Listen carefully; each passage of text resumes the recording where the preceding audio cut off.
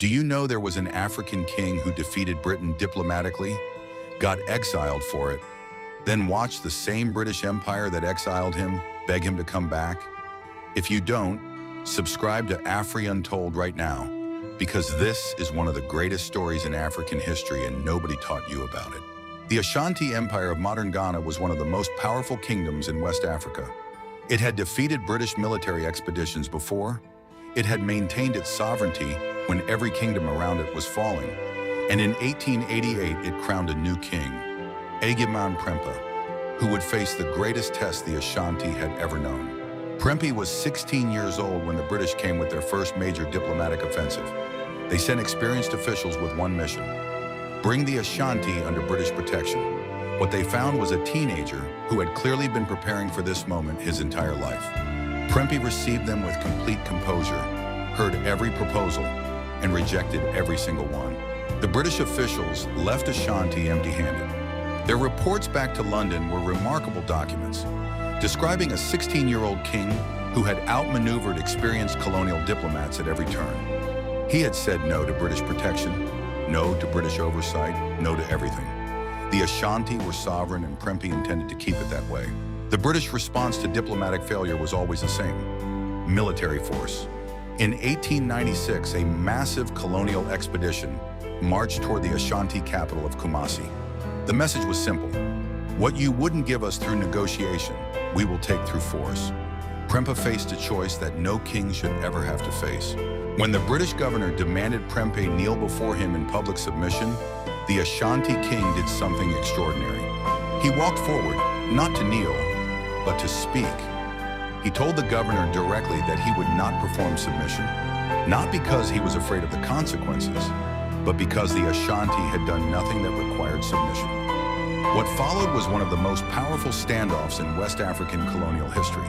The British exiled him, Prempeh, along with his mother, his father, and key members of his court, was put on a ship and sent to the Seychelles Islands in the Indian Ocean. Thousands of miles from his people, thousands of miles from his throne, the British thought that removing the king would remove the Ashanti resistance.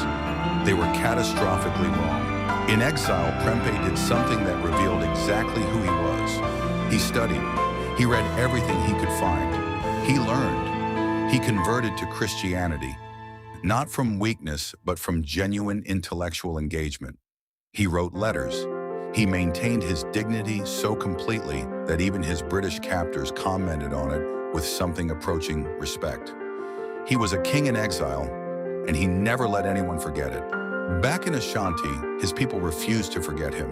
In a time before telephones and internet, a community kept the memory of their exiled king alive through oral tradition, through ritual, through the simple act of refusing to accept that he was gone forever. The Ashanti are a people who understand that some things cannot be exiled, and the idea of Prempeh was one of them. The British had assumed that exiling the king would end Ashanti resistance. Instead, it ignited it. Without Prempeh to negotiate, the Ashanti had no reason to hold back. Queen Mother Yaa Asantewaa stood before the male chiefs who were considering surrender and gave one of the most famous speeches in African history. "If you men will not fight, I will." The War of the Golden Stool erupted, and the British found themselves fighting the consequences of their own decision to exile a king who had been keeping the peace. The Yaa Asantewaa War of 1900 showed the British something important. The Ashanti without Prempeh were not easier to manage. They were harder. The king they had exiled had been a moderating force, a leader who preferred diplomacy to destruction. Without him, the Ashanti had nothing left to lose and everything to fight for. Then came the moment that made this story one of the most extraordinary in African history. After 28 years in exile, 28 years of Ashanti resistance, 28 years of British struggle to control a kingdom without its king, the British wrote to Prempeh. They asked him to come home. The empire that had exiled him was now asking for his help. Prempeh returned to Ashanti in 1924, 28 years after being taken away. The reunion between the king and his people was one of the most emotional moments in West African history. People who had been children when he left were now adults with children of their own.